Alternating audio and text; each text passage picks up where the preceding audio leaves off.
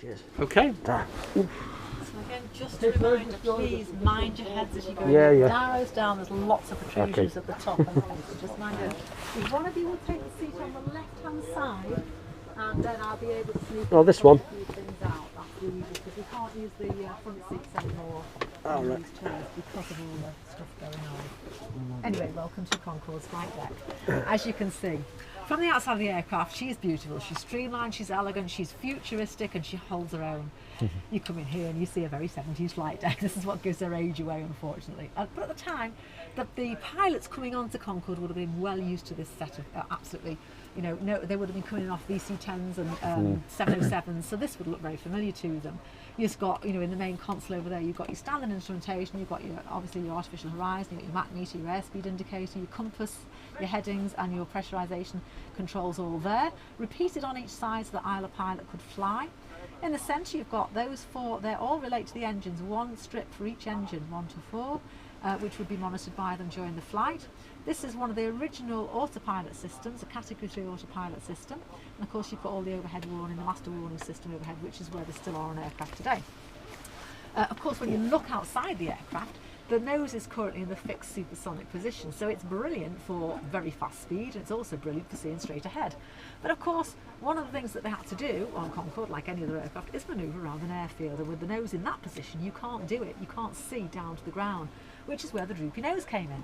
So for taxi and takeoff, the nose was dropped to 5 degrees using this that little instrument there. It would be dropped to 5 degrees to give them vision round the airfield. Even though they were very highly trained and senior pilots coming onto this aircraft, they still had to spend an extra 6 months training, and much of that was to do with steering the aircraft. Because if you think about it, they're using a steering column here, but the wheels that they're manoeuvring are 40 foot behind them.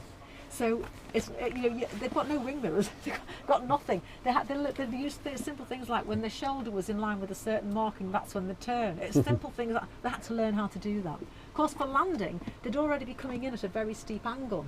So in order to see the airfield again, they'd have to drop the nose further to 12.5 degrees again using that. So that's the droopy nose. Centre console, very standard even today. It's where all the navigation and communication instrumentation is. You've got weather radios to the side, each side, and you've got there a temperature, the all-important temperature gauge, which is repeated down here for the flight engineer. The 4 controls there, one for each engine, 4 throttles there. Them in themselves are not enough to get Concorde airborne at 250 miles an hour. For that she needs the reheats. That's those little 4 piano keys there. When they were ignited, they gave each engine an extra 20% boost, which is 38,000 pounds of thrust. It's like having 4 tornadoes literally pushing you up like a rocket. So from standstill to 250 miles an hour with a full passenger load and bags on board, it would be just over 30 seconds. With a part load, she'd do it in just over 20. Very, very fast indeed. Literally, she just went up From like standstill a rocket. to... From standstill. Blimey. Amazing. God. I don't know whether you noticed on the video the reheats lighting up the 4 circles. Yeah, that's what it's all about at the end of the day. Over here, of course, you had a flight engineer. We don't have them anymore, but the flight engineer was really today's computer. And he had a very, very heavy workload each flight. Everything from engine start down there, monitoring the engines again, like the captains there. He'd be doing that. But he'd also be moving the fuel. Today's aircraft have flaps, slats, ailerons and elevators on the wings, which help trim the aircraft during flight. This doesn't have those. So the way they kept this aircraft in a level attitude during flight was to move the fuel on. It's 13 fuel tanks on board. 1 to 4 are directly related to the engines. All the others are trim tanks. So he would be moving fuel around using this centre of gravity, centre of lift indicator here. He would be moving the fuel around to keep the aircraft level for flying. He'd also be monitoring the hydraulic system, the electrics, and the temperature. Again, we're coming back to this temperature thing. The temperature on the aircraft was really important. Because it was the temperature that limited the speed of the aircraft, not the engine power. The temperature on the nose got to 127 degrees Celsius. They'd have to slow it down because, well, it doesn't matter what temperature she was flying through, or -80. You know, the kinetic energy built up on the sides would produce that kind of heat, and they'd have to slow it down because, of course, as we know, when metal gets hot, it expands, doesn't it? So this aircraft would grow between 8 and 10 inches in length every time she went supersonic, and then contract when she went subsonic again. I mean, it's no mean feat for an aircraft that's over 50 years old. The engineers to get their heads around that and utilise things that had stretch built into them is pretty phenomenal, isn't it? You couldn't see that stretch in the cabin at all. It was very, very, very well hidden. But you could see it here. You could see it here. Mm. This is now. I mean, you can't even get your fingertips in there. It's butted up. The instrumentation up to the bulkhead. But during flight, that would open up to about 1.5 inches or so. God. You could get your hands down there, papers down there. And on the very last flight of the very last Concorde going into Filton, which is quite appropriate because it's where they're made, the poor old flight engineer realising that not only was he never ever going to fly Concorde again, which must have been just soul destroying in itself, but that he doesn't even have a job to go to because no aircraft then needed flight engineers.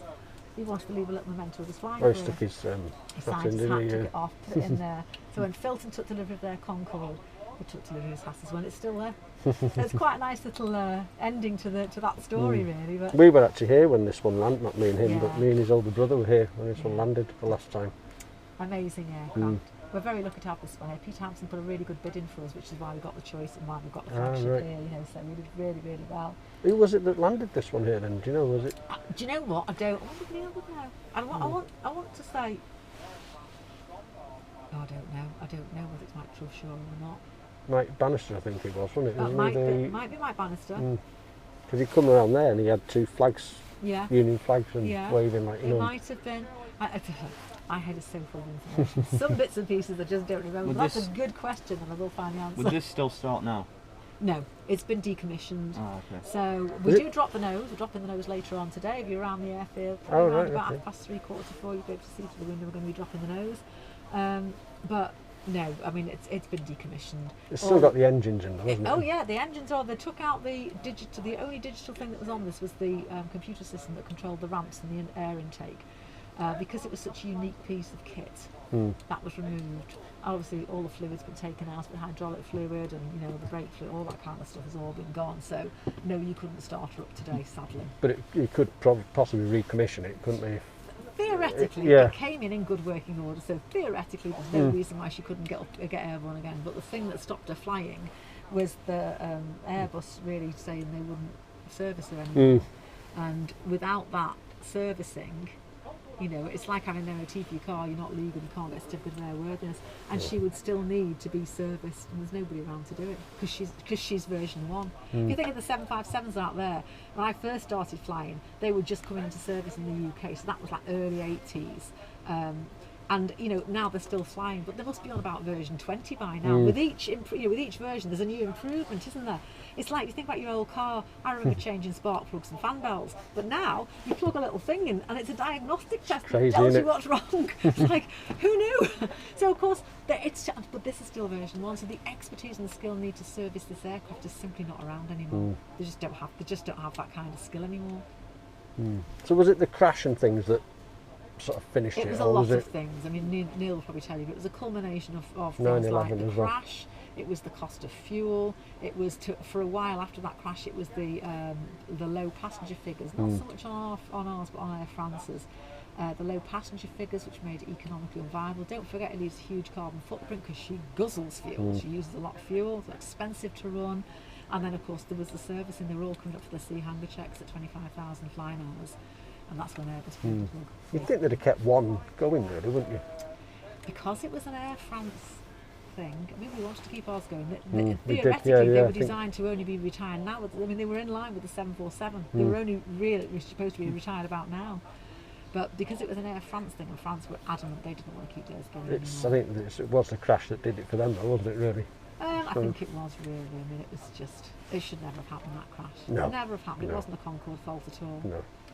There you go. Anyway, that's my little introduction to the flight deck. So I'm glad you've been able to kind of see it in its full glory, as it were. Warts and all. Yeah. Ripped seats. So how's it powered then? How's this all powered now? Has it got external? We've got special batteries and things on board, and we've got a special hydraulics unit to do the nose and what have you. Right. Because there's a video I've seen on ages ago where they powered it all up for the first time here. Well, we're getting another power pack in that will do more. At the moment we just have these lights and things on, but we will be getting another power pack on, hopefully before the end of this year, to enable us to really get this thing lit up. And obviously we do the nose anyway, we've got a power pack to do that. So all this has been lit up. Coming to life a bit now. Makes it more interesting, doesn't it? Anyway, amazing. Please don't let me keep you too long because you'll miss Neil's very interesting tales and stuff. But nice to see you. And anyway. you, cheers. Thanks. Series of protests against Concorde flying out of New York. Okay, was that Cheers. good? Yes, Yeah. thank you. Oh,